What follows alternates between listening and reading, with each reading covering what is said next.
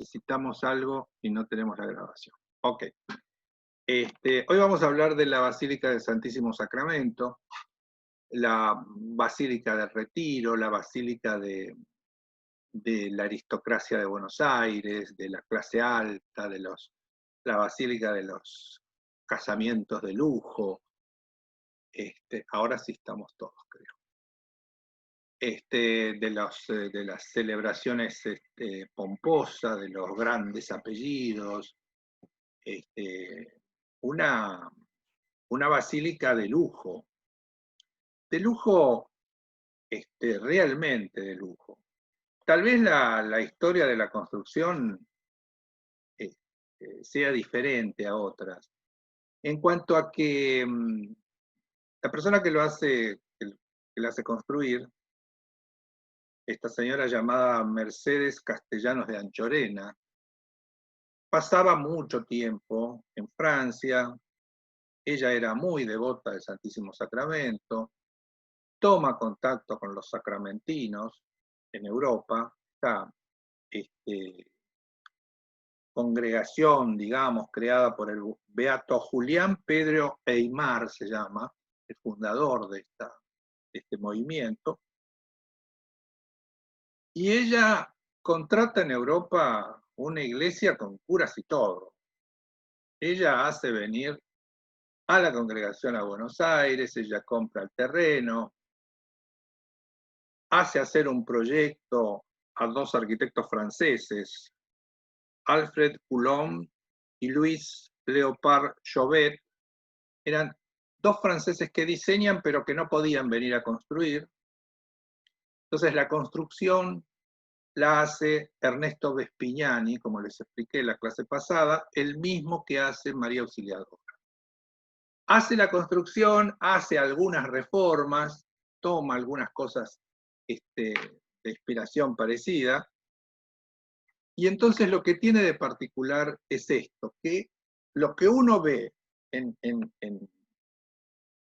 la basílica actual fue comprado así y vinieron en cajas, en barcos, los mármoles, las maderas, los bancos, los confesionarios, las puertas, los pisos, los vitros, todo vino embalado y acá el pobre Vespignani fue armando, modificando para dejar el producto que está, ¿no es cierto?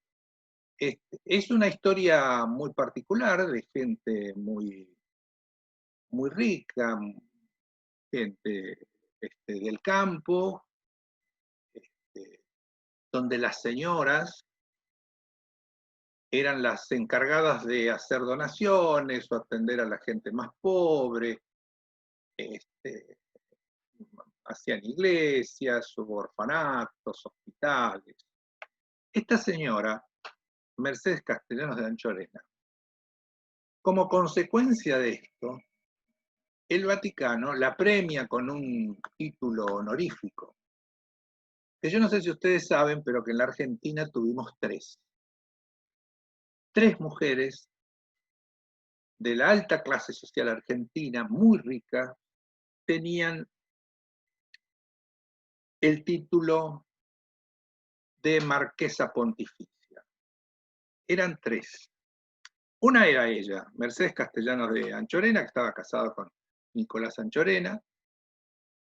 Ella vivía en el Palacio San Martín. Ella dice, si yo vivo en un palacio, mi Dios, a quien yo quiero tanto y respeto tanto, ¿por qué no va a tener su palacio? Yo lo voy a hacer. Contrata toda esta iglesia así para que sea armada acá como un rompecabezas. Y ella asigna un lugar para que queden los restos de su familia allí. En realidad el único resto que fue a parar ahí es el de ella, que se muere 4 años después de terminada la obra, y hay otros restos también, que no sé si saben, pero es el cardenal Copelo.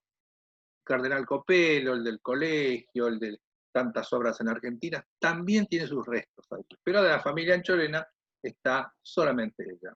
Esto no sé por qué razón. Ahora, esto que me parecía muy, muy interesante a mí, lo de las marquesas pontificias, que insisto, eran como un título honorífico que les daba el Vaticano por el dinero que habían aportado a la Iglesia, ¿no? Por lo que habían hecho. Había otras dos personas más. Una era Adelia Arilaos de Olmos. Esta señora que se casó con este Olmos cordobés, que era en ese momento tal vez la fortuna más grande de América la tenía ese hombre, que era dueño de medio Córdoba. Ella se casa con este hombre, también este hombre fallece al poco tiempo, porque era un hombre grande cuando se casa, y ella se dedica a las grandes obras para la iglesia. No sé si saben, pero el Palacio Anchorena, que es la actual residencia del nuncio apostólico, era su casa también y ella la dona. Nosotros conocemos en la cumbre, cerca de la cumbre, Córdoba, en Dolores, una casa que ella había hecho, una casona como hospicios para las mujeres, realmente impactante. Hoy está en ruinas, está abandonado, no tiene función, pero pareciera que esta mujer hizo muchas cosas por la iglesia, muchas cosas por las escuelas, por los chicos pobres, y también el Vaticano la nombra marquesa pontificia. Y la otra es María de los Remedios Unzué de Alvear, cuyos restos están en Santa Rosa de Lima. También un personaje que mueren más o menos en la misma época. Mercedes Castellanos de Anchorena, la que hace el Santísimo Sacramento, muere en el año 20.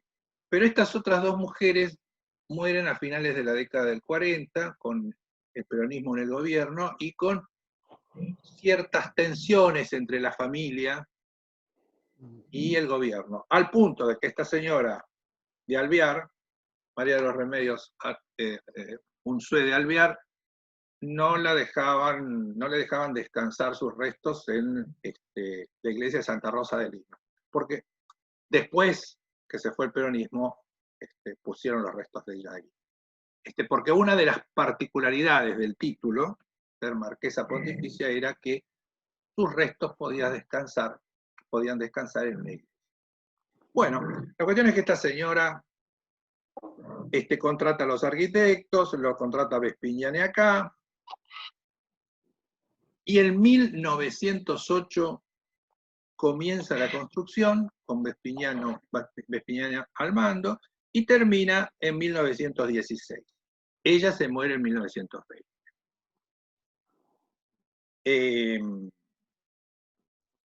Dentro de las cosas que ella contrata o compra está la custodia. La custodia, después vamos a ver ejemplos, es una joya de la iglesia muy grande donde la iglesia expone el Santísimo Sacramento. Me gustaría repasar un poco el concepto de sacramento para aquellos que o son religiosos de otra religión o son agnósticos. El catolicismo considera que el sacramento es un ritual que permite la acción divina sobre el ser humano. Es como un medio para ser santificado, digamos, para hacer un camino de espiritualidad católica. El sacramento, en realidad la iglesia tiene 7 sacramentos, uno de ellos es la Eucaristía, y acá en el Santísimo Sacramento tenemos, digamos, este elemento que se llama custodia, que la señora Anchorena lo compra en Europa en una exposición de París. Realmente la custodia a veces se llama ostensorio. Ostensorio es un elemento para mostrar, ostentar, para mostrar, donde se exhibe un pan circular más grande que las hostias comunes de la comunión. Se exhibe y el católico lo adora.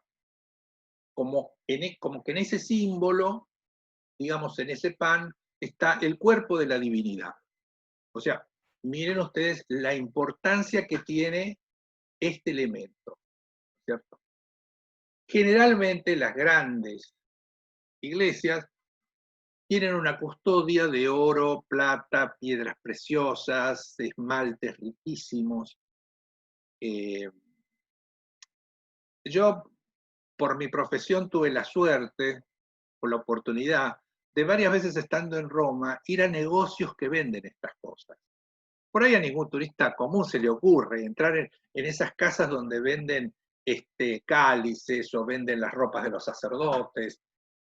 Yo les aseguro que hay en Italia y en España también, en el sur de España, una cantidad de artesanos que hacen unas joyas increíbles de diseño.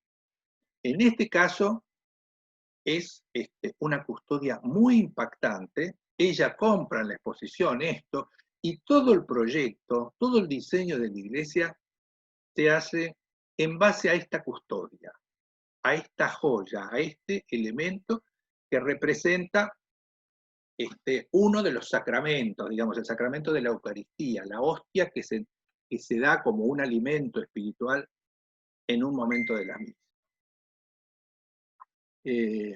A mí me parece que es una iglesia muy impactante por este detalle. Cuando uno entra, tiene toda la atención del edificio, toda la mirada, no hacia un altar o hacia la Virgen allá arriba de María Auxiliadora, ¿se acuerdan? No, no, no. Acá va a esta especie de estrella que tiene ciertos elementos de diseños, de símbolos, que no son nuevos. Ustedes me van a escuchar y van a ver que yo estos símbolos los destaco en otros elementos también. La custodia la diseñó una casa francesa que se llama Poussy-Roussan, se hizo en el 1900, y ella hace hacer esta basílica alrededor de ella. Otra cosa que ella compra en Europa también, que es impactante para verlo, es toda la madera tallada que tiene. Los confesionarios son joyas. El púlpito que no se usa es una joya, es una talla de madera increíble. Están hechas en Bélgica, en la casa Huespelar de Brujas.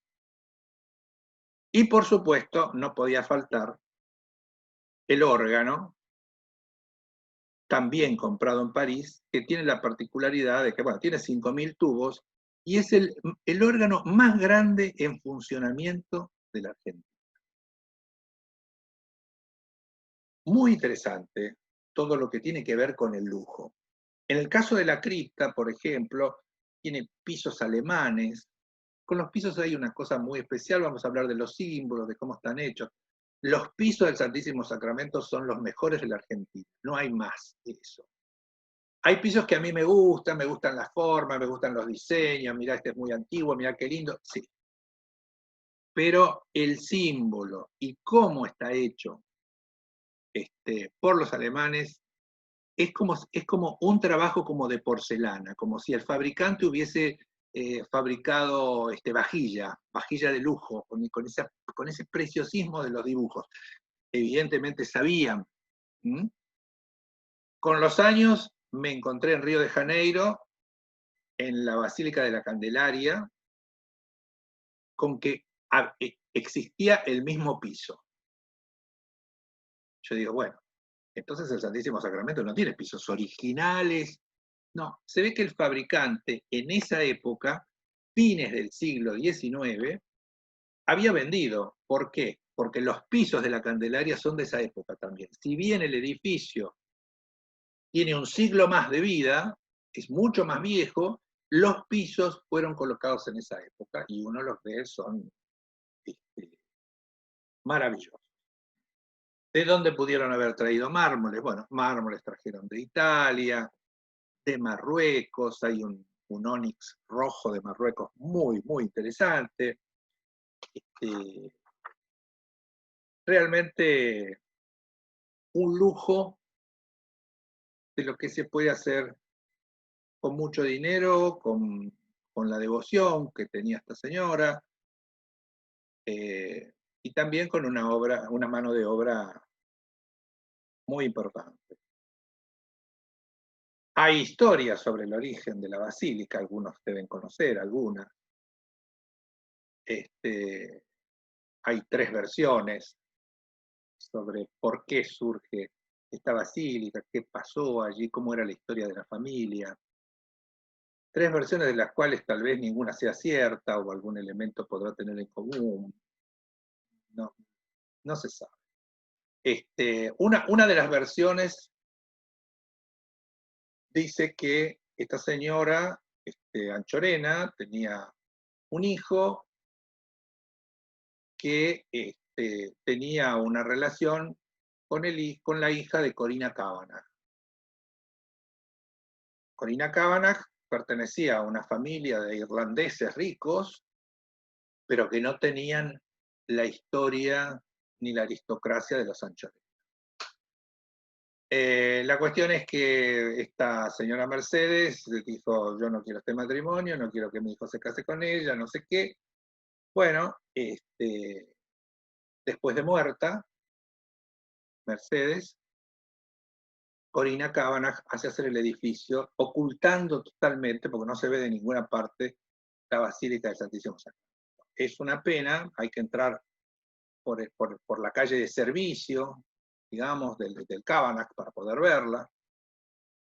Otra historia dice que no era así, sino que la hija de Corina tenía como novio al chofer de Mercedes. Y Mercedes alentaba ese vínculo entre 2 clases sociales, entonces el odio de Corina hizo que después de muerta le levantara el edificio para que no se vea su obra. Y la tercera dice que ninguna de estas cosas es cierto. El Kavanagh se hace 12 años después de muerta la señora Anchorena. Y lo peor de todos es que la señora Corina Kavanagh no tiene registrados hijos ni hijas. O sea que las 2 historias primeras en el aire. Pero sí podría ser, es la tercera opción, que la historia la haya tenido Corina Kavanagh, con el hijo de Mercedes Anchorena. No sabemos cuál es cierta, pero de todas maneras son tradiciones de la ciudad, historias que andan por ahí, que no dejan de tener su grado de simpatía. Bueno, habiendo definido las cosas más importantes, vamos a ver un poco de fotos, vamos a ir hablando de cada una de las fotos. La callecita esa de servicio se llama Corina Kavanagh también. Sí, se llama Corina Kavanagh, exacto. Y hay una entrevista que le hacen a ella antes de que muera en que ella niega todo eso del hijo de Anchorena, ella nunca lo aceptó. Hay libros escritos sobre esto. Es una novela romántica, ¿no? Merece una serie de Netflix. Estas historias de estas 3 marquesas pontificias, en especial una de ellas y su vínculo con Eva Perón, merece una serie de Netflix. Realmente, es una cosa muy, muy rica como para ir a investigar por ahí a ver qué pasó en aquella época a fines de la década de 40. Bueno, vamos a compartir acá.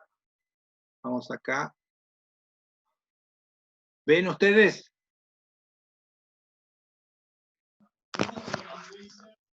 Sí, sí, se ve. ¿Ven? ¿Ven en grande? Sí, sí. Sí. Bueno, ahora está. Bueno. Bueno, así es como se ve. A la izquierda tenemos el edificio, el Kavanagh, y ahí vemos el edificio. Es un edificio de líneas neogóticas. Siempre es una mezcla de estilos. Este edificio es un edificio que se hace a principios de 1900, o sea, lo que había en danza en esa época lo lleva el edificio. Tiene 5 cúpulas, 3 en el frente, una no la vemos totalmente, pero la vamos a ver después, y 2 detrás.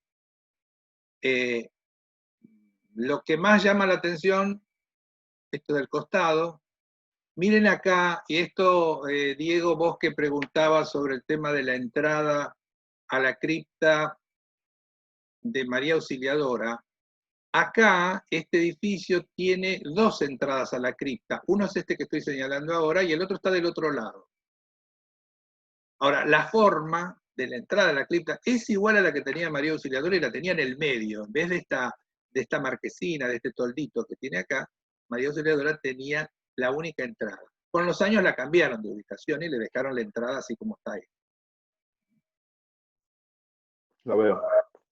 Acá, bueno, él es el fundador de los sacramentinos, de la congregación de los sacramentinos,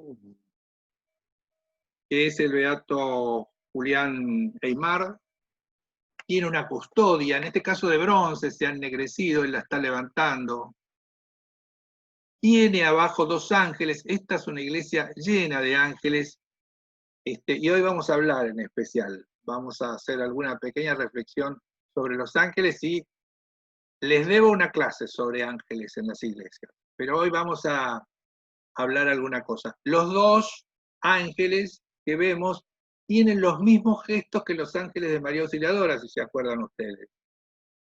Uno, el de la izquierda, tiene los brazos en cruz como la inicial de Jesucristo, vamos a ver si lo podemos acercar, y el otro tiene unas manos orantes, ahí vemos. ¿Se acuerdan de María Auxiliadora que había un ángel que parecía muy femenino, y otro que incluso hablamos de la rodilla, de qué rodilla apoyaban en la tierra? Bueno, seguimos. Acá vemos un poco más de la entrada, es un edificio muy armónico, muy simpático, pero también es muy austero comparado con lo que vamos a ver adentro. Adentro tiene una riqueza como la de María Auxiliadora, que es muy impactante. Tiene tres puertas. Por lo general, la puerta del medio está cerrada cuando uno va de visita. A mí personalmente me molesta, pero es la puerta ceremonial, la puerta que se abre en ceremonias, en rituales particulares. Si no, uno utiliza las del costado. Cada una de estas puertas tiene un tímpano con un relieve muy interesante que vamos a ver ahora. Acá, esto lo tenemos, si no recuerdo mal, es el de la izquierda. A lo mejor no se ve bien, la foto no tiene una buena calidad, pero vamos a repasar. Es un pelícano. Es un pelícano que le está dando de comer a sus tres polluelos. Esta es la cabecita de uno, esta es la cabecita de otro con el pico muy sucio por las palomas, y acá hay otra cabecita de otro polluelo con otro pico. Y este animalito que simboliza a Jesús le está dando de comer a sus polluelos que en épocas de hambre o de poco alimento le da de su propio cuerpo. O sea, este animal se saca el pellejo del pecho para alimentar sus polluelos y no tiene comida. Esto de dar de comer con el cuerpo de uno es un símbolo muy importante porque acá estamos viendo el Santísimo Sacramento, que es el pan, que es el símbolo de Jesús, es como si nos comiéramos un pedacito de Jesús, de su energía, de su elemento físico transformado en pan que uno recibe en la Eucaristía, en esa ceremonia de estas iglesias. Por eso el pelícano aparece mucho, es un elemento un animalito que muchas veces aparece en los altares. Seguimos al otro, este es el del medio, este es el símbolo del Santísimo Sacramento, el círculo, acá tiene inscripto Jesucristo Salvador del hombre, y toda una alegoría donde hay fundamentalmente vides. Hay ramas, acá vemos ramas de trigo también, pero también hay vid, o sea, el pan y el vino.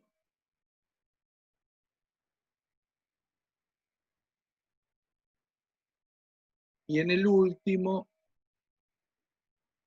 creo que está el ciervo. Sí, El último es el ciervo, que bebe el agua sagrada, el símbolo de la mansedumbre.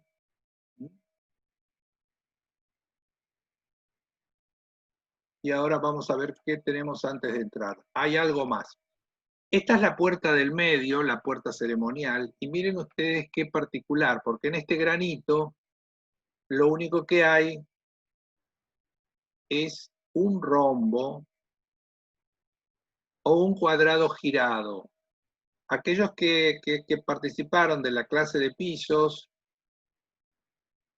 saben cuál es la teoría que yo tengo, que digamos, las baldosas cuadradas pegadas a una pared parecen estáticas. Cuando una de estas baldosas uno la corre, la gira 90 grados, aparecen las diagonales, y junto con las diagonales aparece el movimiento. Delante de la puerta principal, todos los cuadrados de mármoles en orden, menos uno, que es el central, que está girado. Acá comienza el camino, acá comienza la movilidad hacia el Santísimo Sacramento que está. Ya me escucharon decir esto. Bueno, acá vemos unas fotos de ceremonias. La iglesia tiene una particularidad, que cuando hay ceremonia le sacan todos los asientos del medio. Si no hay ceremonia, tenemos dos caminos al altar. Eso en lo personal a mí mucho no me gusta. Deberíamos tener un solo camino. Esto de tener dos caminos para ir al altar, medio como que confunde. De todas maneras, en las ceremonias, los bancos los ven, están puestos así perpendicular, ponen la alfombra y entran los novios.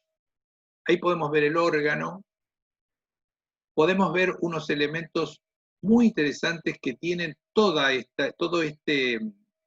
esta planta, que no tiene acceso a gente común. Son todos obras hechas en metal, son todos entrelazados. ¿Se acuerdan que vimos en María Auxiliadora también entrelazados? Este juego de los lazos alrededor de un centro que representa la divinidad y la unión de todos nosotros en algún lado de esos lazos.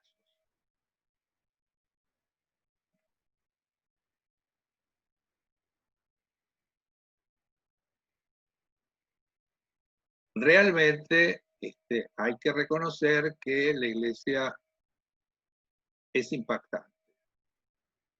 Y todo dirigido hacia este elemento, que es la custodia que hablábamos antes. Bueno, acá vemos en esta foto cómo es cotidianamente cuando no hay ceremonias, y la manera de acercarse al altar es por acá o por este otro lado por acá. No tiene, fuera de las ceremonias, un camino central. Aquí vemos un poco abajo también cómo es esta cuestión de los dos caminos. Miren la arquitectura, cómo está en función de la custodia, cómo está en función de ese elemento, ¿no? Luis, pregunta, sí. Perdón. El camino central existe, lo que pasa es que está tapado por los claro, pero es como... El dibujo está. El dibujo está, pero no se usa, y ahí es donde a mí me cuestiona un poco, ¿no? Digamos, sí. ¿Por qué yo no puedo hacer el camino del centro? ¿Por qué tengo que acercarme al altar por el costado? Compraron más bancos de los que necesitaban. Seguramente. Es una iglesia... Estaban dando oferta. Estaban dando oferta, vamos, pongámoslo. Y sí, los belgas se pusieron contentos y hicieron todos los bancos de más. Después, otra de las cosas que tiene esta basílica de interesante, que las luces vienen de abajo y no de arriba. Tienen candelabros, lo ven por acá y lo ven por acá. Obviamente italianos, de cristal, seguramente hecho en el norte de Italia. Muy interesante. Y abajo en la cripta también está iluminada la cripta con lámparas de pie, digamos, no lámparas colgadas. Acá nos vamos acercando un poco más. Acá vemos sobre la derecha el púlpito, que ya no se usa como tal, pero es una joya de relieves, lleno de angelitos, y por supuesto el San Miguel arriba, como arcángel, como jefe de los ángeles. Después vamos a hacer una mención especial a los ángeles. Vamos a ver si nos podemos acercar un poquito más. Acá vemos. El blanco es un mármol de Carrara, tiene mosaicos. Tienen mosaicos, que son esas composiciones con pedacitos de cerámica esmaltada de distintos colores y se arma un dibujo. Vamos a ver algunos en detalle. Acá vemos el sagrario con columnas de malaquita, como la Basílica de San Pedro de Roma. Estas columnas que sostienen el baldaquino es esta cubierta que tiene la custodia. Es una cubierta que representa un cielo también, sobre esto está el cielo. Y estas columnas están hechas de ónix de Marruecos, es un ónix muy raro porque es rojo. Evidentemente no escatimaron en absoluto en comprar cosas para armar después esto.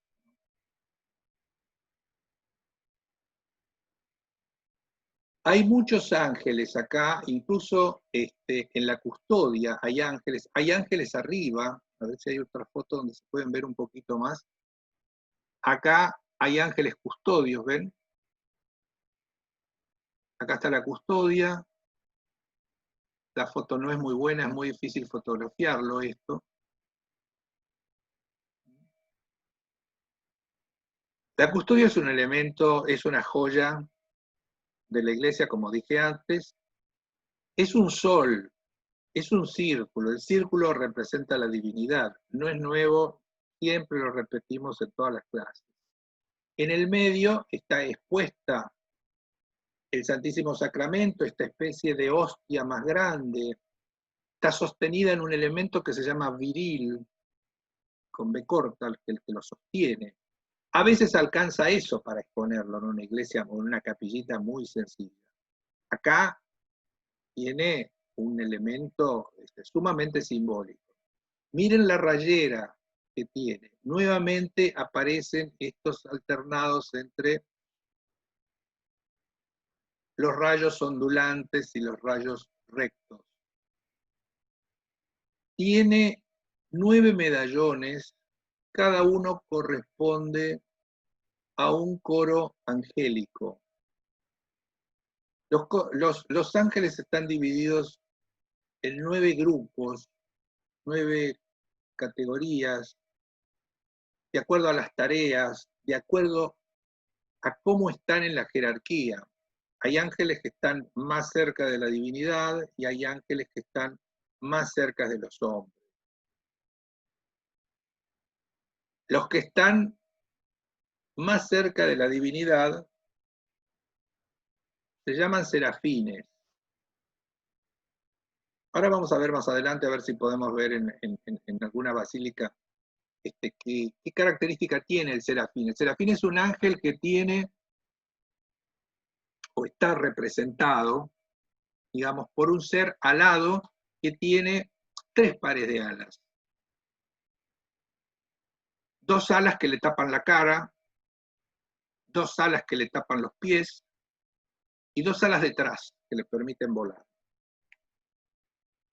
Por ser la jerarquía de ángeles superiores, las que están más altas de la divinidad, las alas le tapan la cara por el resplandor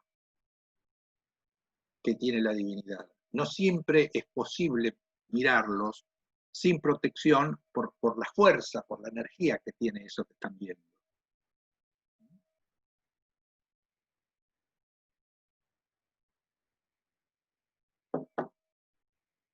Después en la jerarquía los que vienen más abajo son los querubines, que muchas veces son esas caritas con las alitas. o los nenitos, como nenitos chiquititos desnuditos que muestran la colita, que se llaman putti. Esos son los querubines. Después están los tronos, las dominaciones, las virtudes, las potestades y los principados. Son ángeles con distintas funciones, distintas misiones. Destaco los serafines porque los serafines son los que están más cerca de la divinidad y son los que custodian acá. Después vienen los arcángeles, en especial San Miguel, que es el jefe de los ángeles, que están más abajo, los que tienen más interacción con los seres humanos. Están más cerca de nosotros, serían los ángeles lisos y llanos. Vamos a seguir mirando.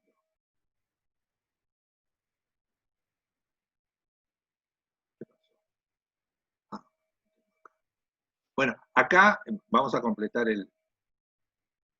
los elementos. María y José, este elemento que está en el medio del eje central, es para cuando, es decir, estos elementos se levantaban con las manos para que no se patinen por el peso, es como un tope. Tiene también, arriba de todo acá, que no se ve bien, pero tienen un Dios Padre con los brazos abiertos.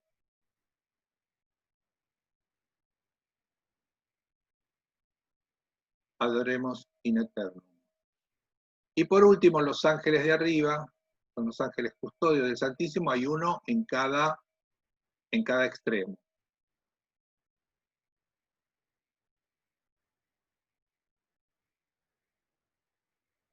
Acá vemos con sus colores.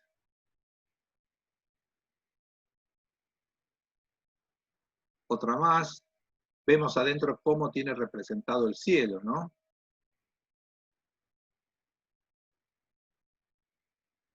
Acá les muestro algunas de las joyas que hacen estos joyeros romanos. Todo esto es en oro y plata, ¿eh?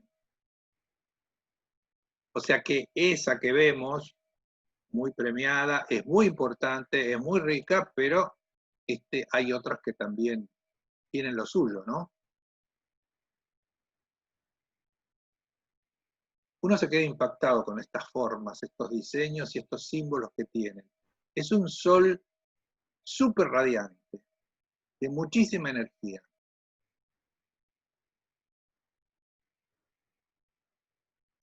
Parece hasta que uno se quema si se acerca. No nos olvidemos que en el Antiguo Testamento, al Arca de la Alianza, que ahora la vamos a ver, era donde estaban guardadas las tablas de la ley. Hay quien dice que también tenían restos del maná, de la comida del desierto. El Arca de la Alianza, que se traslada con el pueblo judío, también tenían en esos templos hechos con telas, como si fuesen cortinados, dividiendo los distintos lugares del templo, a la divinidad, al Arca de la Alianza, se acercaba solamente el personaje más importante, uno, no podía acercarse cualquiera, y muchísimo menos tocar esos elementos. Estos elementos, estas joyas, generan en sí un respeto muy grande, que uno tiene como una cierta aprensión a tocarlo. No es fácil tocarlo.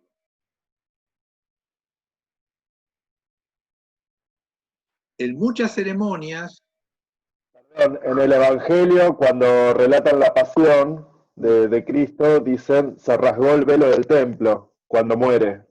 Claro. Se refiere a ese velo que estás diciendo. Muchas iglesias tienen delante del sagrario un velo rajado en el medio, donde uno, para abrir la puertita y sacar las hostias para la comunión, tiene que abrir la cortinita ese velo que recuerda este tipo de cosas. Bueno, acá vemos un poquito más de los detalles, vamos a acercarnos un poquito en el altar para ver el tema del pelícano nuevamente. Acá lo vemos con 3 polluelos, se está lastimando el pecho, sacando su carne para sus hijos.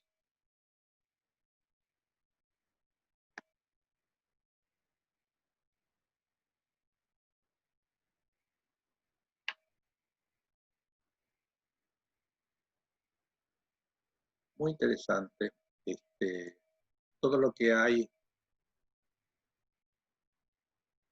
Esta cruz también es una cruz de armonía.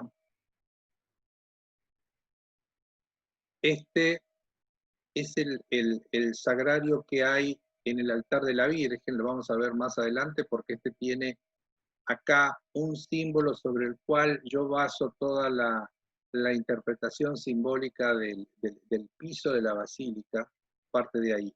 Este es la puerta del sagrario principal que está justo en el medio de ese altar todo blanco, donde aparece María comulgando, están las vides,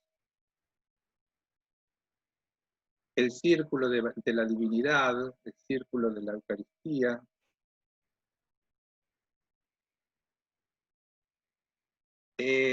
Todo el piso de la basílica hace un énfasis sobre el vino, sobre la vid.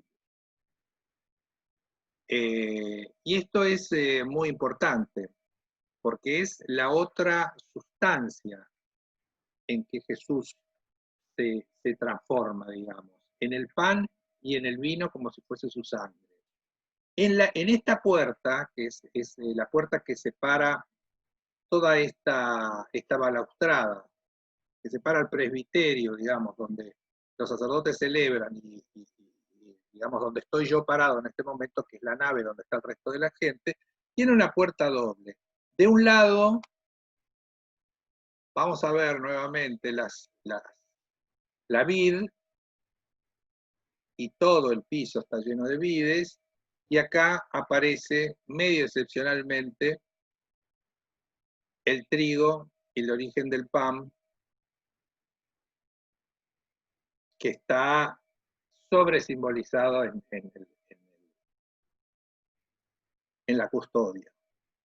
Hay, nuevamente, para nuestra sorpresa, hay 2 piñas, hay más. ¿Ustedes se acuerdan cuando hablamos de las piñas como símbolo? La piña, el fruto del pino, es un elemento que simbólicamente nos remite a la posibilidad que tiene el ser humano de sentir la vida espiritual. Acá está enfatizado esto. Hay un patio en el Vaticano, el famoso patio del Vaticano, que tiene una piña gigantesca con 2 pavos reales, que también representa eso, que era el lugar de meditación o de descanso de los papas, y tiene una piña que debe tener 3 metros de alto, impresionante. Bueno, acá aparecen nuevamente las piñas, recordándonos ese símbolo, ¿no? Acá ya pasamos la puertita, lamentablemente vino el Concilio Vaticano II y hubo que construir un altar retirado de la pared, el altar viejo, y se ocupó parte de este maravilloso dibujo que tiene el piso.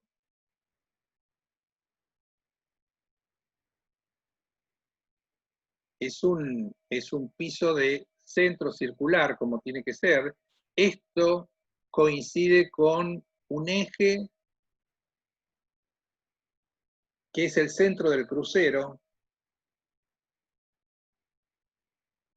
Hay un eje en el sentido de arriba abajo y de izquierda a derecha. En ese centro también tiene un centro en el techo.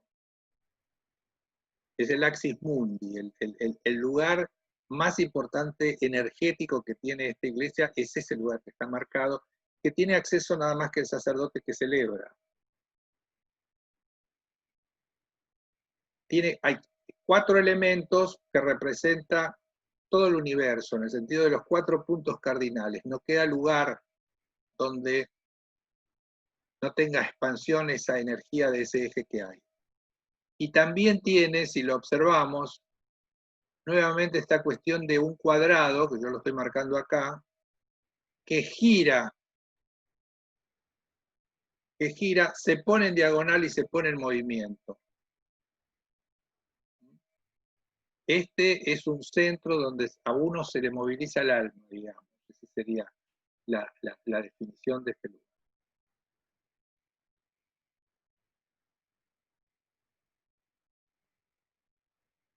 Vamos a seguir.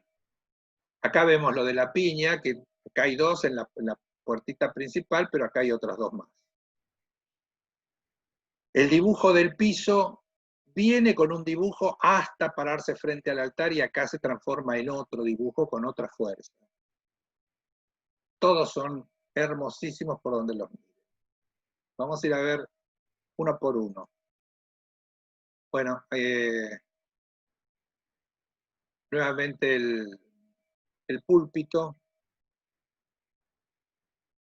Bueno, a ambos lados del altar mayor, hay dos ángeles que a mí me parece muy interesante observarlo y ver qué tienen estos ángeles de diferente. Son ángeles de luz, ángeles que están iluminando, tienen un candelabro, en este caso con velas. Son ángeles que tienen la particularidad de que ese candelabro no lo pueden tocar con las manos. Observan que tienen, las vestiduras están envolviendo el pie del candelabro. ¿Se acuerdan lo que decíamos antes de la divinidad, de acercarse, de los ángeles que tenían, se tapaban la cara por el resplandor? Bueno, estos ángeles acá, es tanta la fuerza de esta luz que ellos traen, que no la pueden tocar por la temperatura, pero también por una cuestión de respeto y a una dignidad, a una luz tan importante y tan fuerte, ¿no? Puede pasar desapercibido, el ángel es un ángel más, pero no es casual, digamos, tiene que ver con una intención. Acá hay otro del otro lado, del lado izquierdo, no son exactamente simétricos, pero los dos tienen la misma altura y hacen lo mismo. Agarran el candelabro con sus vestiduras. Incluso, eso era algo que me olvidé de comentarlo antes, cuando se expone el Santísimo en una iglesia común y corriente, también el sacerdote que tiene que trasladar la custodia, hay todo un ritual de cómo agarrar la custodia, y no se agarra con la mano, sino que el sacerdote tiene como una capa, y con esa capa se envuelve él y agarra la custodia para trasladarla. Con estos dos conceptos, la cuestión de respeto, pero también con la cuestión de cuidado. Decían en el Antiguo Testamento que vos acercabas tu mano para tocar el arca de la alianza y se te quemaba, se te incendiaba, perdías la mano de la fuerza que tenía eso.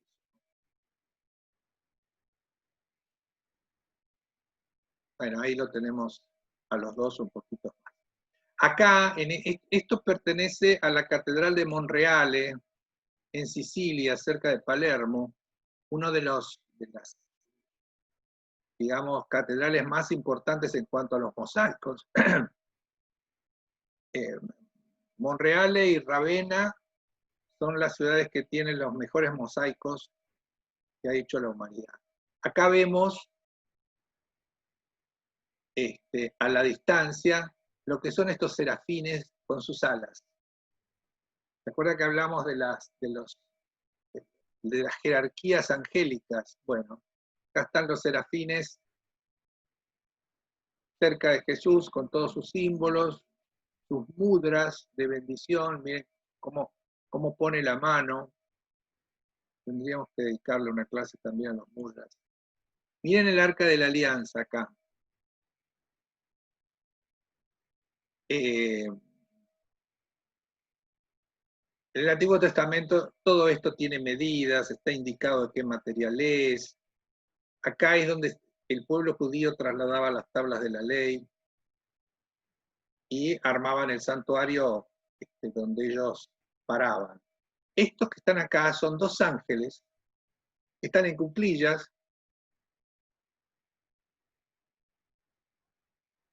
¿Lo ven? Ahí se le ve la cabecita y tienen las alas puestas hacia arriba, generando una especie de centro.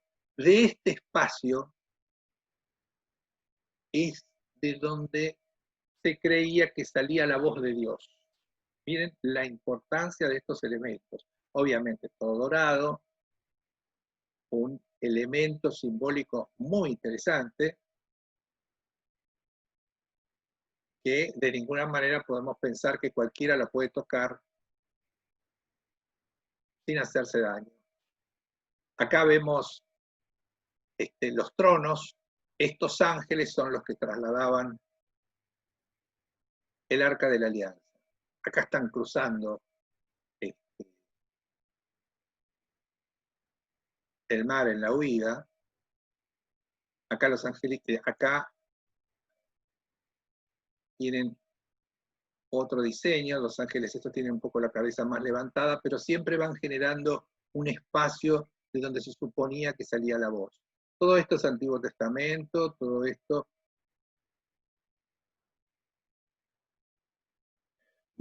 tiene que ver más con el pueblo judío. Bueno, seguimos mirando las lámparas que no son colgantes. Vamos a seguir avanzando. Bueno, acá vamos a un lugar muy interesante, que es, si uno se para delante del Santísimo, a la izquierda tiene un altar dedicado a la Virgen y a la derecha un altar dedicado a San José. Es la Virgen del Santísimo, lo tiene el niño tiene la copa con el Santísimo, ofreciendo el Santísimo y el vino. Vamos descendiendo, hay absoluta simetría. Y acá hay un elemento muy importante que ahora lo vamos a ver con más detalle.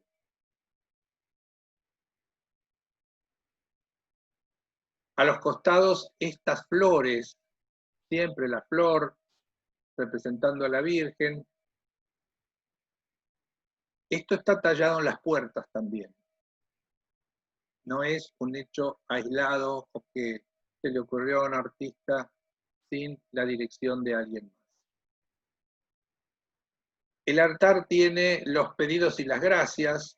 Hablamos siempre de los triángulos que suben y que bajan. Un triángulo hacia arriba como un pedido a la divinidad y un triángulo que desciende, y si se juntaran formaríamos la estrella de David con el hombre en el medio participando de la parte física terrenal y de la parte espiritual que viene de los cielos.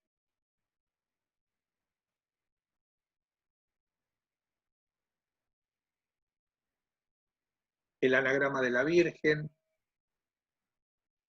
las rosas y el símbolo de la pureza, que lo veíamos en María Auxiliadora también, que es la flor de lis, o los lirios, también de San José, en el que está, en el otro lado tiene los de San José, símbolo de la pureza.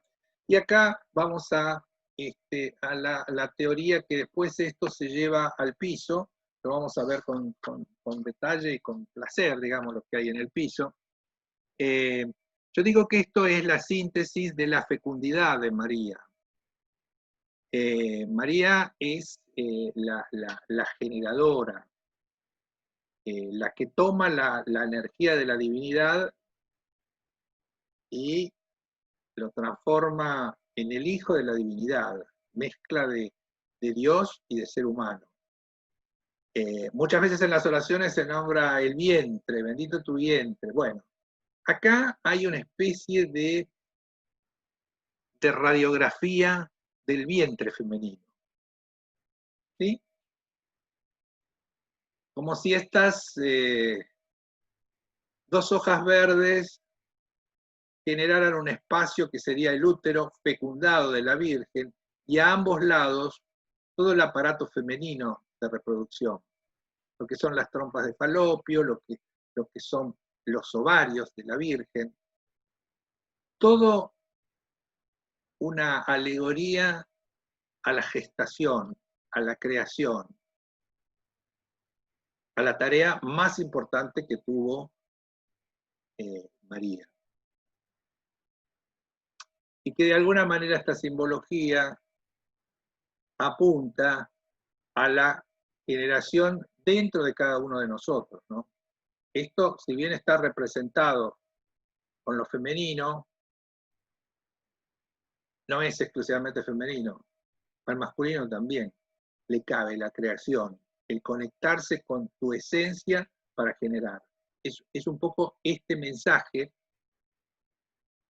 de la Virgen fecunda, del ser humano fecundo, que da frutos,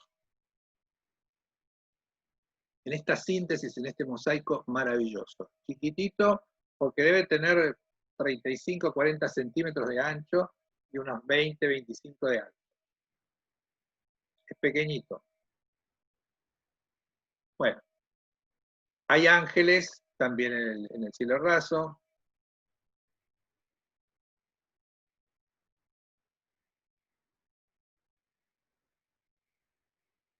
Reciban y coman. Este es mi cuerpo. El copón con su energía de alimento. Tienen algunos, bueno, este lo vimos. Acá vamos al resto de los pisos.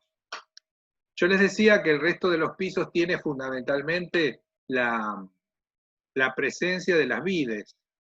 Miren la estilización de las vides acá, todo geométrico, todo el movimiento, esos dibujos diagonales, las hojas de las vides.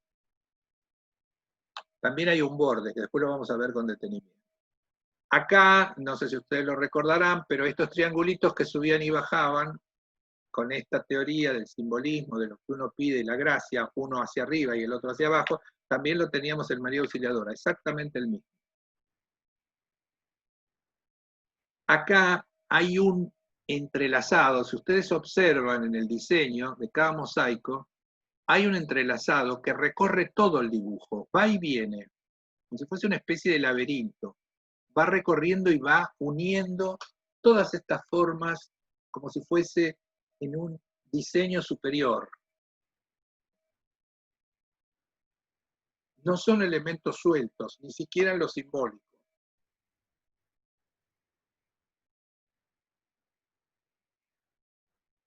Este corresponde a Nuestra Señora de la Candelaria de Río de Janeiro. ¿Ven? El piso es este o no. Esto no lo tiene el Santísimo Sacramento, pero esto sí lo tiene. No es que encontré en la Candelaria otros pisos, no, pero este es el mismo piso que está en el Santísimo Sacramento. Estos son los diseños que están pegados al altar, a la balaustrada del altar. Nuevamente, el círculo último, la divinidad, los 4 puntos cardinales, toda la extensión de la tierra, la piña nuevamente, en cada rincón, la piña destacando esa posibilidad del hombre que tiene la dimensión espiritual.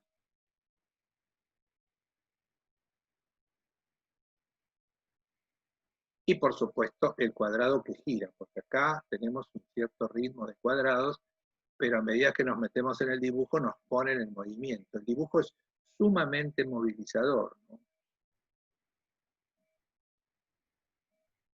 Acá hay otro, la eternidad en el cuadrado que da vuelta, y adentro volvemos a tener el mismo lenguaje de diseño que teníamos en el anterior. Estos están a los costados del altar mayor y los otros que vimos antes está delante del altar. Estos ya pertenecen a la cripta. Tienen un diseño absolutamente distinto. También tenemos la repetición de la eternidad, como que nunca vamos a morir.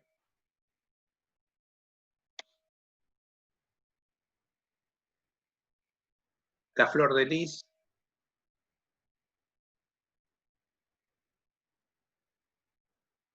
Los círculos. Acá, a mí me parece muy interesante que tengamos la cruz de armonía, la cruz griega de 4 brazos iguales, no es una cruz de sufrimiento. Pensemos que este es el nivel donde está la cripta familiar de los Anchorena.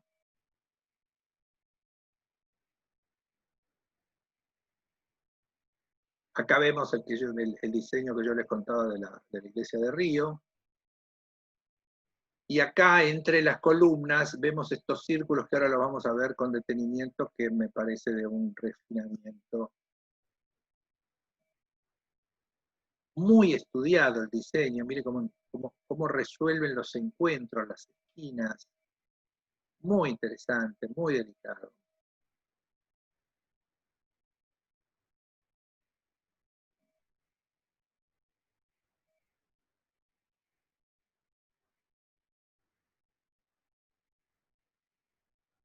Miren, entre cada columna hay una serie de círculos. Porque uno lo ve y dice, sí, es un círculo con muchísima fuerza, con muchísimos elementos. El círculo como Dios, el círculo nuevamente en el medio y nuevamente en última instancia el círculo. El cuadrado que gira y se pone en movimiento aparece en las diagonales y se transforma en una estrella de 8 puntas. La estrella de 8 puntas, el octógono es una figura intermediaria entre un cuadrado y un círculo central. Cada uno de estos elementos que hay en los puntos cardinales hace alusión a lo que veíamos antes en el mosaico de la Virgen, a su vientre fecundado, la misma forma. El círculo tiene también una eternidad, y una eternidad que sube y baja, como un ritmo constante de nacer y de morir, no solamente físicamente. El cristianismo te propone que te promete que en algún momento vas a resucitar, sino en las distintas muertes de la vida cotidiana y el volver a nacer, el volver a armarse, ¿no? Esta vida es continuamente así.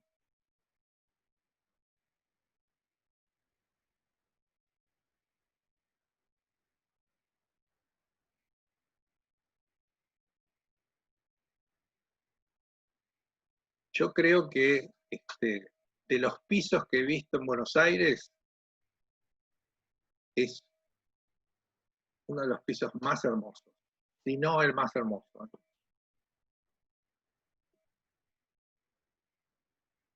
Bueno, hablábamos de la carpintería hecha en Brujas, las maderas. ¿Se acuerdan de la flor que estaba en el costado del altar de la Virgen? Esta es una puerta que está en la cripta.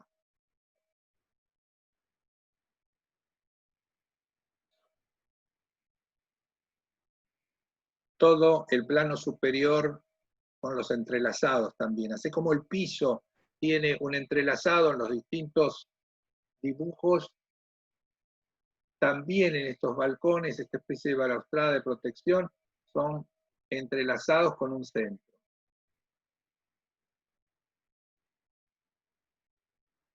Acá arriba se ve poco, pero está arriba del púlpito, arriba de todo está el arcángel San Miguel. Por acá arriba hay una última cena, el momento que se establece o se genera la Eucaristía, ¿no? Este hecho de comer el pan en la cena. Acá tenemos los entrelazados de María Auxiliadora, que vimos el otro día, también en la parte de arriba. No están hechos en hierro, pero tiene el mismo criterio. El órgano. En la balaustrada del altar, después de las dos puertitas que tenían el símbolo del pan y el vino, tenemos esta hecha en piedra, donde aparecen otros diseños, otras cuestiones muy interesantes. Bueno, el Santísimo Sacramento,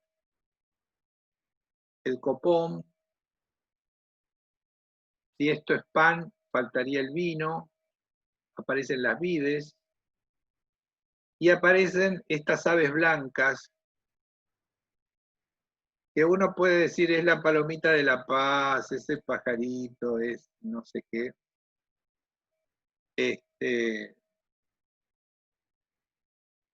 Y en realidad para los que estudian los conocimientos tradicionales, estas aves blancas son, en este caso que son dos, si no podríamos pensar, es un Espíritu Santo que está en el medio, no. Acá hay dos que están comiendo uvas. Son dos iniciados, gente que hace un camino iniciático, un camino para adquirir un conocimiento y de alguna manera lo transforma uno y lo compromete en la vida a seguir por ese camino. Siempre las aves simbolizan estos iniciados. Si vemos la imagen de la Virgen de Fátima, toda blanca, sobre una nubecita, alrededor de la nube hay dos o tres aves, dos o tres palomitas. Bueno, la cripta es un lugar de poca luz, como que es una cripta, pero se usa mucho. Se usa mucho. Hay muchas celebraciones, y un día hay casamientos, clausuran, cierran las celebraciones arriba y ni siquiera uno puede visitar porque tienen que dar vuelta los bancos y preparar todo, y entonces se puede usar nada más que la cripta. El criterio más o menos es el mismo, nada más que acá es todo más pequeño, el Santísimo es más pequeño también. Este es portable con la mano. Este baldaquino tiene la particularidad de estar hecho en una sola pieza de mármol. Eso es una rareza por las dimensiones que tiene. Obviamente es muchísimo más chico que el baldaquino que hay arriba, ¿no? Que hay arriba, pero bueno, repite de alguna manera el diseño, la custodia con un baldaquino.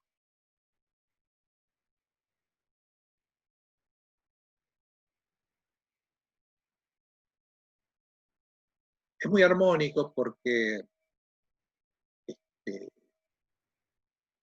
hay toda una unidad de diseño. Estas columnas, Vespignani se encuentra con que le llegan de Europa más columnas de las que necesitan. No sé si por error o porque se pensaba en otra dimensión. La cuestión es que le sobraron columnas, y entonces, bueno, la señora Anchorena decidió hacer una iglesia, que es Nuestra Señora de las Mercedes en Belgrano, una iglesia muy sencilla, que no tiene esta riqueza, pero que tiene estas columnas de granito. Las utilizaron en esa iglesia, que vamos a ver alguna imagen. Esto es más simplificado, pero repite el criterio del altar de la Virgen que teníamos arriba, lo tenemos abajo. Acá, en este altar, donde está la imagen de la Virgen arriba, abajo aparecen escenas de la vida de María, donde hay ángeles también. Acá está Gabriel el ángel de la Anunciación. Acá está María, que recibe al Espíritu Santo. Y el ángel hace el mudra de la bendición, la bendice y le entrega las flores de la pureza. Muy lindo eso. Acá, esto también está en la cripta, tiene un diseño muy lindo, muy llamativo el diseño, pero muy diferente al de arriba. El de arriba está muy lejos en la belleza comparado con este.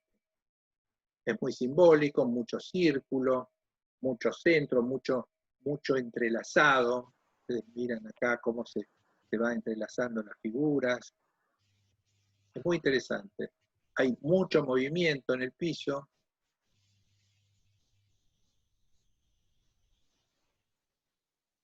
Vuelven a tener dos pasillos, no uno solo central acá.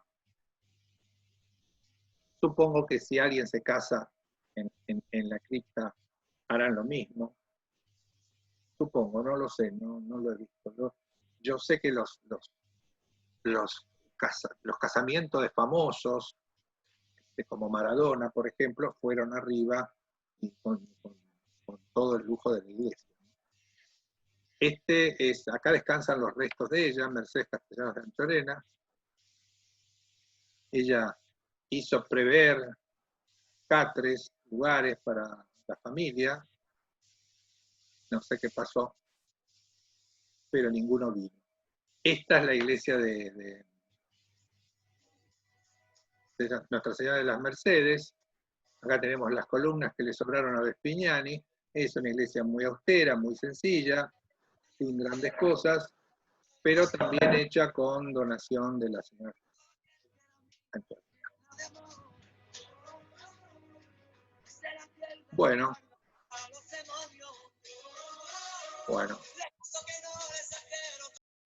Ahí está. Alguien hacía ruido. Vamos a... Ahí estamos todos. A ver si los que quieran hablar o quieran preguntar algo. Muy factuosa la iglesia, muy ostentosa es. Es de lujo, Marta, eso sí que es lujo. Mucho lujo. Mucha plata. Mucho símbolo tiene también. Sí. Lo que pasa también que ella era una señora muy rica y para ella, no sé si eso está mal, ella dijo, yo quiero hacer una iglesia con toda la riqueza que yo tengo, y la hizo, y está, y ahí quedó. Y bueno, por ahí hoy esas cosas no se hacen más sencillas, son más austeras. Pero bueno, en esa época y el poder que ella tenía y la figuración social que tenía, hacía que ella menos de eso no podía hacer, ¿no? Eran personajes, estas tres marquesas pontificias de las cuales yo hablaba, son personajes que dejaron huella en la sociedad, en edificio, en obra. Yo supongo los maridos ganaban dinero y ellas, repartían, hacían cosas, pero era gente desmesuradamente rica, ¿no? Sin límites como para traer una iglesia desarmada desde Europa. Y no ¿Cuántos barcos habrán venido con la iglesia, con todas esas cajas? Tardaron 8 años, Marta. 8 años en hacer todo eso. Pero no es el único caso, hay otros casos, por ejemplo, un caso que uno puede entrar y ver al detalle esto que le estoy diciendo es Santo Domingo. La Basílica de Santo Domingo, esto de Manuel Belgrano, ahí en la calle Belgrano, uno entra y tiene elementos de mármol que uno se da cuenta que es como si los trajeron y los atornillaron a la pared.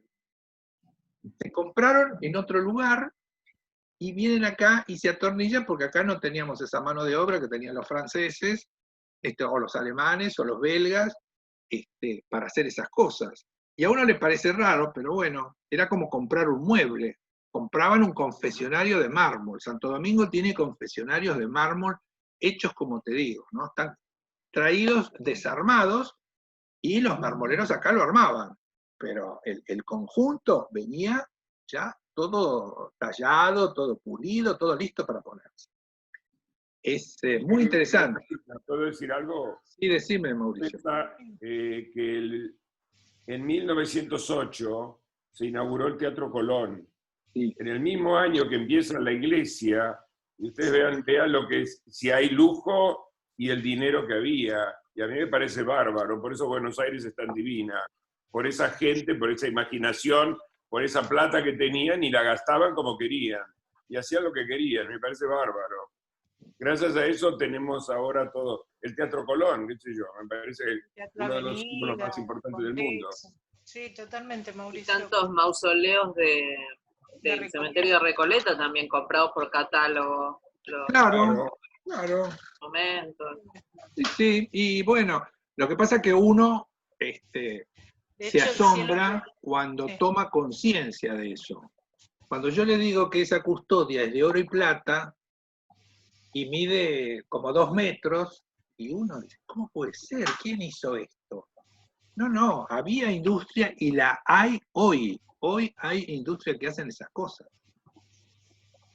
Cuando vayan a Roma la próxima vez y tengan un rato libre, caminen por las zonas donde están los negocios para los curas, para ver los bordados, los manteles, la vajilla litúrgica, las jarras, todo lo que hay sobre el altar en una ceremonia, pero es de una riqueza increíble.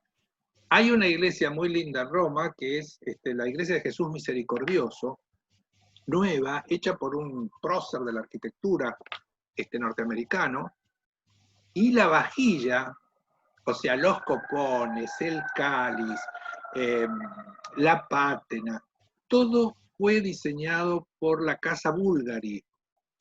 Y uno dice, ¿pero cómo? ¿Los joyeros? Sí, los joyeros diseñaron para esa iglesia, y es una iglesia construida en el año 2000, no es una iglesia antigua, es una iglesia nueva, Jesús Misericordioso en Roma. Y hay otras iglesias más, también que son muy ricas, que tienen cosas muy interesantes para ver. Lo que pasa que, bueno, por ahí a muchas de ellas no tenemos tanto acceso público, no es que uno abre la puerta y entra. Pero organizaciones religiosas que tienen capillas, iglesias, oratorios muy importantes desde este punto de vista es el Opus Dei. El Opus Dei tiene lugares donde uno se conmueve. Así como el Santísimo Sacramento, uno hace esa reflexión. Uy, esto, qué época, cuánto que se gastó, cuánto... Pero uno queda conmovido. Bueno, el Opus Dei tiene lugares construidos con el aporte de ellos,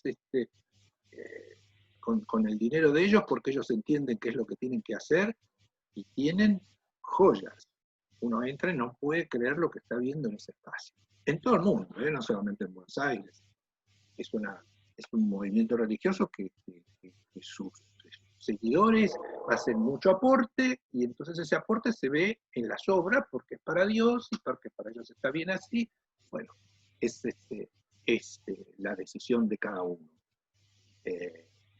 Lo que yo recomiendo es ver y dejarse llevar por el encanto y por la magia de la belleza y de la energía que hay en esos lugares, ¿no?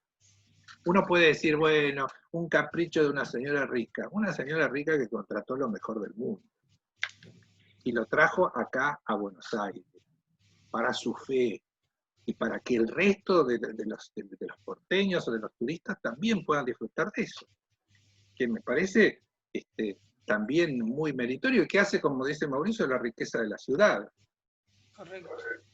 Y eso, cuando uno va a otro lugar, y también es así, Ya serán mentes privilegiadas. Les voy a dar un dato. La primera transmisión de ópera en el mundo que se pasó a Europa, al transatlántica, se hizo en el Teatro Coliseo de Buenos Aires. La primera, ni en Estados Unidos tenían eso. Eran cabezas, tenían plata y tenían mucha cabeza. Así que, bueno, la gente que está en turismo, cuando lleven a la gente al Santísimo Sacramento, cuéntenle algún chisme de estos que le traje yo, y a disfrutar la historia y la particularidad de esa iglesia que está disponible, que cuanto uno más sabe, más va a disfrutar. Como dice Marta, que hay tantos símbolos, y sí, cuanto más sabes, más disfrutás, y si está bien hecho, y si el artista que lo hizo maneja bien su técnica, su línea creativa, su inspiración, produce maravillas. Esos ángeles con ese candelabro, el que los hizo era un iluminado, no me digas, porque es decir, pensarlo de esa manera, o alguien que le dio la instrucción, ¿no? Es decir, a lo mejor el artista ni se daba cuenta, él respondió a lo que, mira, haceme un ángel que agarre el candelabro con su propia vestidura. Y los bancos y las puertas, todo lo que vino de Bélgica. Bélgica. Es Art Nouveau puro todo eso. Sí, es de una riqueza increíble, increíble. Acá hay ejemplos de obras interesantes. Cuando veamos la catedral tiene un altar hecho por un artesano artista argentino, que es Pallarols, es todo de plata. Y bueno, a uno podrá gustarle o no el estilo de Pallarols, pero es una joya. El altar de la catedral nuestra es una joya. Y hecho en plata labrada. Y vale la pena destacarlo. Es un lugar que va mucho turista. La catedral tiene muchas cosas muy, muy interesantes, la Catedral de Buenos Aires. La madera, toda la talla en madera que tiene, toda la puerta, el órgano. es impresionante. Sí, la catedral, le vamos a dedicar una clase y le vamos a hablar de la parte, yo digo la parte negra de la catedral, que tiene que ver con su historia. Con su historia, con el frente que tiene, lamentablemente. Sí. Cúpula que le falta. ¿Cómo? Tendría la cúpula que le falta. Sí, y aparte el frente que no tiene nada que ver con la torre el interior. que le falta. El frente es de otro mundo. Eso no es. De la Madeleine de Francia. Sí, vamos a ver, en el caso de la catedral vamos a ver ejemplos de qué pasó en América en esa época, qué otras catedrales tiene Chile, tiene Uruguay, tiene Paraguay, si se quiere también, sus catedrales de la ciudad capital, cómo son de armónicas. Nosotros, es psicológico eso, pero no vamos a adelantar mucho porque vamos a adelantar la clase. ¿Qué es lo que nos pasa como argentinos que hacemos esas mezclas tan extrañas y quedó un espanto? Porque nadie que ande por la Plaza de Mayo va a pensar que esa es la catedral. Eso es la catedral. No, exacto. Sí, ¿qué es eso? Llegan y te preguntan, ¿y la catedral dónde está? ¿Dónde está? Claro. Parece la corte o un museo. Es como la Madeleine de París, es una copia de la Madeleine de París. Sí, claro. Bueno, pero la Madeleine... Neoclasicismo, es una copia del neoclasicismo. Sí, pero la Madeleine, como el Panteón en París también, tiene una línea, hay una uniformidad. Acá tenés la Madeleine en la fachada y adentro tenés todo lo español de la colonia y qué sé yo. Es increíble eso, es increíble, es increíble. Pero bueno, ya está hecho y no se va a caer. Bueno, me alegro de esta clase, que hayamos dado un paseo, espero les sirva a los que trabajan con esto. Sí, uy, miren, ahí aparece el personaje.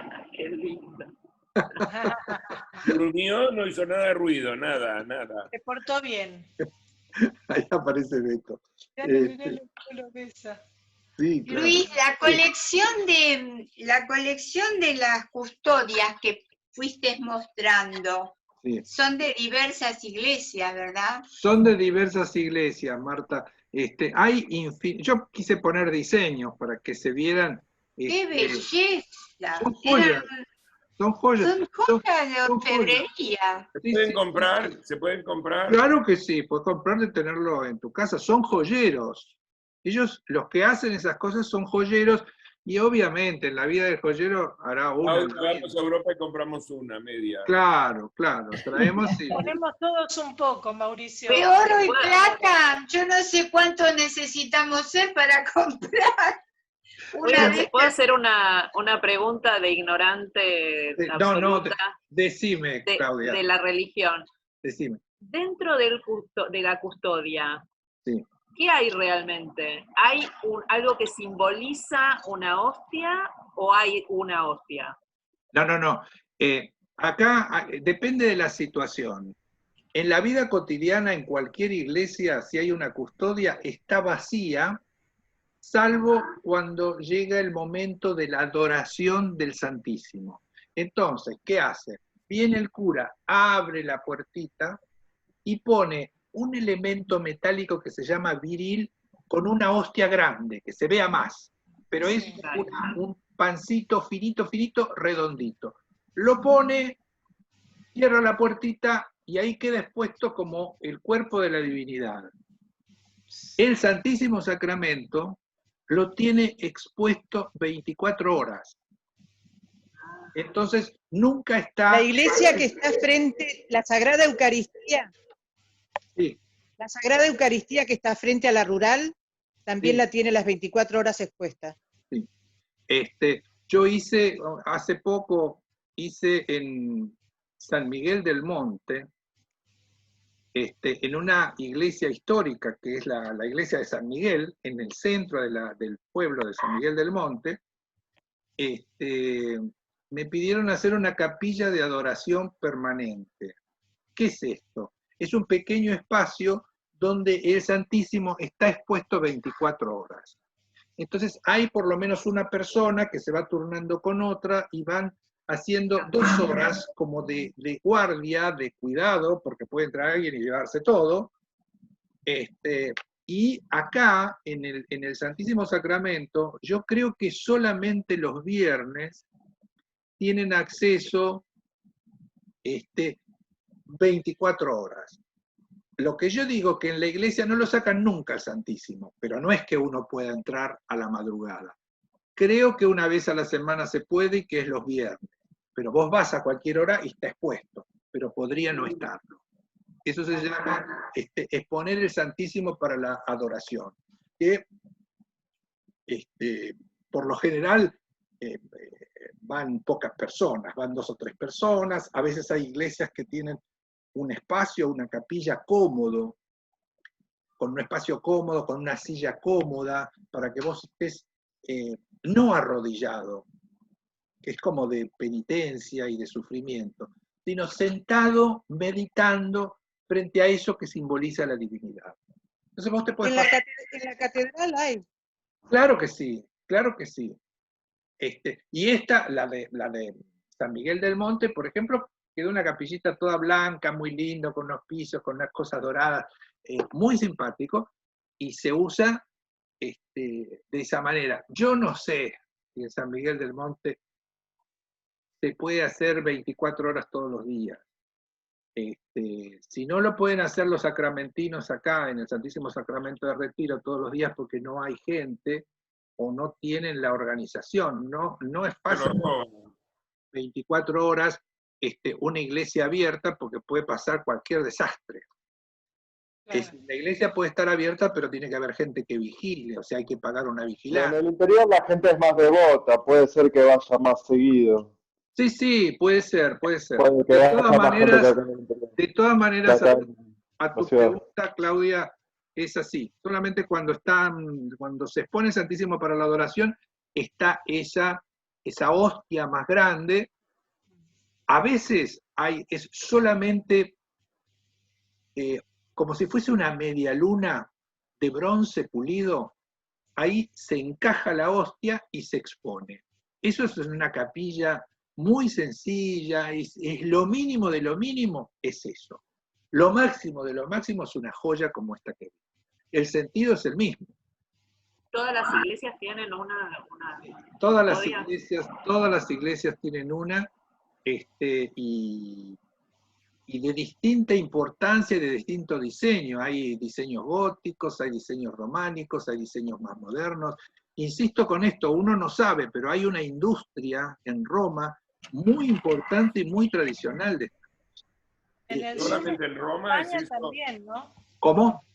Si solamente en Roma o en otros sitios. No, en lugares muy religiosos. Por ejemplo, en Nápoles hay En Polonia empresas de familia increíbles. Por ejemplo, yo les hablaba del Opus Dei. Yo conocí una de las casas del Opus Dei, conocí varias acá en Buenos Aires, y en una de ellas tenían una capilla con el sagrario es donde se guardan las hostias, y claro, cuando yo lo vi yo no podía creerlo, porque era una especie de, como si fuese una iglesia, hecha en bronce pulidísimo, pero grande, importante. Yo digo, ¿quién hizo esto? Esto es una joya. ¿Cómo? Bueno, sí, esto lo donó no sé quién, está hecho en Sevilla. Claro, a mí me asombró, te iba a decir eso, la custodia de Sevilla y de Granada. Son Sí, impresionantes. la de Sevilla es Tiene 4 gigantesca. pisos más o menos. La de Sevilla es fantástica. Sí, es plata de América. Luis, eso es lo Sí, peor. bueno, Lo que después yo quiero estamos decir, claros. Sí, Susana. la comunión que nosotros tomamos como fieles, Sí, la hostia, sí, es chiquita. sí. La que el sacerdote toma Se come. cuando hace la comunión, Sí. es grande Es como la grande. que se expone en el Santísimo. Sí, y la corta, sí. Que la parten dos, porque no le entra en la boca, sí. La tiene que partir como gesto de que lo... Quedé sin voz, sin sonido. ¿Vos? ¿Ahora? ¿No me escuchás? ¿Me escuchás? Ahora sí, ahora. Sí, el ritual es ese, es un ritual de alimentación, por eso los altares muchas veces son mesas, donde se celebra una comida especial, una cena de alimento espiritual, ¿no? Eso es lo que sucede. Ahí lo que uno ve es ese alimento espiritual que propone la Iglesia Católica. Sí. ¿Mm? Okay. En el Museo Fernández Blanco, la colección permanente tiene toda una colección de custodias y cáliz de españoles. Españoles y de América. Yo tengo que fue a uno. comprar Fernández Blanco. Yo tengo uno que les muestro.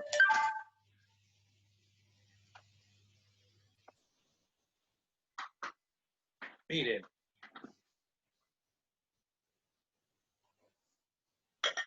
Este es un copón. Sí. Con una imitación de un mosaico.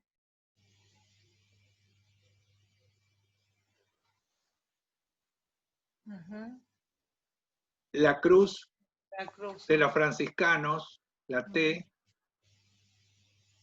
y también todo dorado. Esto me lo regaló una amiga mía que ya no está. ¿Está bañado en oro? No sé, Marta, pareciera que sí, ¿viste? Pareciera que sí. No lo digas, no lo digas. Averigües. Es muy ¡Qué lindo. precioso que es! Precioso. Y el lata.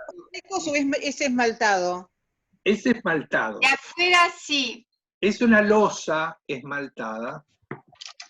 Y adentro tiene un dorado. Puede tener un dorado a la hoja, pero con toda comodidad, Sí, como tienen las sí, maderas. sí, seguramente, sí.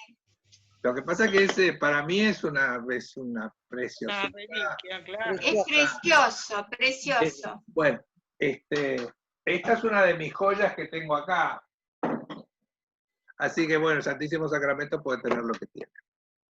Bueno, les cuento. El martes próximo vamos a ir a la iglesia más antigua de Buenos Aires, no solamente como iglesia, sino como edificio, que es San Ignacio. San Ignacio es una iglesia muy visitada por turistas, muy interesante, es una joya de la época, y con cosas que vamos a destacar con mucho símbolo, con la presencia de la Virgen de Montserrat, que ocupa un lugar muy importante, y uno dice, pero ¿cómo San Ignacio, los ignacianos, cómo la Virgen de Montserrat? Bueno, hay toda una historia y tiene una basílica, una iglesia con muchos símbolos, que es muy simpática, y bueno, y vamos preparando, en la semana va a aparecer un programa de 4 iglesias para septiembre, si interesa, también muy interesantes en el sentido del turismo y en el sentido de las iglesias más lindas de Buenos Aires. Una de ellas que queda a la vuelta de mi casa, que algunos la deben conocer, pero otros no, que es la de San Martín de Tours. San Martín de Tours es una iglesia románica muy interesante y muy poco difundida en Buenos Aires, que vale la pena visitarla, es chiquitita, pero tiene esa esencia del románico tan particular, tan original, tan diferente a otras líneas de diseño, ¿no? Obviamente no es un románico original, pero lo que está hecho está muy bien hecho, con mucho símbolo, y muy cuidada. Además es una iglesia, uno entra allí y la ve como una iglesia muy cuidada. Luis, ¿vas a hacer San Pedro Telmo? Podríamos hacer San Pedro Telmo. ¿Viste la documentación que hay en San Pedro Telmo desde antes de la asamblea del año 13? Toda la documentación está ahí, porque estaba en otra iglesia que se quemó, que quemaron en la época de la Revolución, y ahí figuran los casamientos del matrimonio, y a la inversa del libro, la de los esclavos. Es muy interesante lo que hay en esa iglesia. Está la bandera que dejaron los ingleses, cuando las invasiones inglesas. Hay también una imagen de María Magdalena, muy interesante como santa, como una devoción de María Magdalena, que vale la pena también rescatar. Vamos a ver San José de Flores, vamos a ver San Martín de Tours, Nuestra Señora del Carmen y Nuestra Señora de la Merced. Eso es el programa de septiembre. Y ahora en lo que queda de agosto, vamos a ver San Ignacio y vamos a ver la catedral. Que vale la pena como edificio que se muestra y se ve mucho, y repasar un poquito la historia y lo que significa. Si alguno de ustedes, por alguna razón, quiere repasar o quiere tener una copia de la clase, me la pide. Sí. Buenísimo. Me lo hacen saber. Yo preferiría que nos comuniquemos por Facebook, si es que tiene, o por WhatsApp, si es que tiene. A mí me resulta más difícil el mail, pero con algunos tengo solamente. Sí, te pasamos el teléfono. ¿Te pasamos el teléfono para WhatsApp? Sí, los que tengan WhatsApp, los que usen WhatsApp, yo no sé si todos, yo tengo los teléfonos de todos, a mí el museo me pasó los teléfonos, pero yo no sé si todo el mundo tiene WhatsApp. Sí. Si lo utiliza, porque a mí me resulta más fácil mandarle las claves por WhatsApp. Por WhatsApp o por Facebook. Sí. O por Facebook. Los que tenemos, algunos estamos comunicados con Facebook. Así que a mí, si no me queda otro remedio, hago el mail, pero me cuesta más a mí organizarme con el mail. Está bien. Bueno, un abrazo. Gracias. Nos vemos el martes. Gracias. Muy linda, muy linda. Gracias, Marta. Chao. Muy buena. Excelente. Chao. Excelente. Gracias. Gracias.